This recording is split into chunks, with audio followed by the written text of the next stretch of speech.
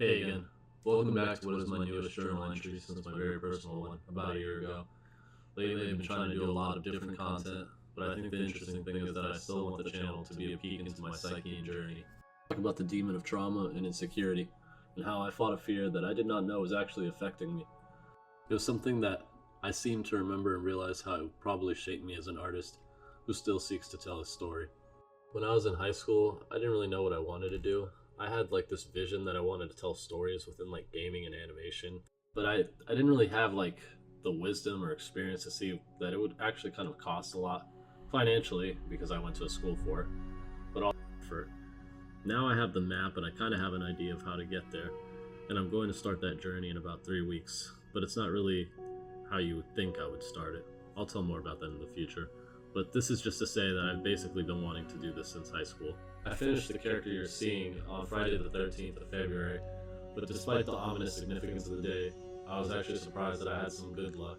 People were saying nice things in some of the Discord servers I posted the character in. I'll put some of those comments up on the screen.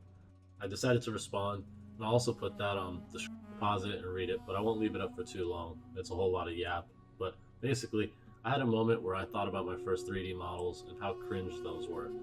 But because I was learning, I was a lot more likely to share pics of those projects because I could just cope, that I hadn't peaked yet.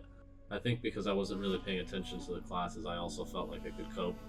The teachers were great, but the school was just not good. I'm gonna name it because I probably shouldn't, just so I don't get in trouble, But anyways, basically when I wrote this yap that you saw on the screen, in the Discord, I started to think about this big journey and how many things I had gone through, and I realized was that it had started a long time ago in high school, because I used to make games on free softwares, or some that you would pay but I would get pirated, like RPG Maker.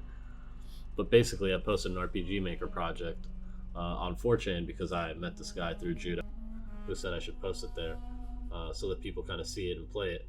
And 4chan did what pretty much 4chan does, and what it does, and they were just calling it an RPG Maker slot and other stuff I can't remember because it was borderline just mean with no actual feedback.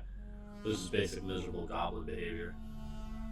I realized that the kid in me was kind of wounded a long time ago, regardless of how brave I've tried to be about protecting my vision and ideas.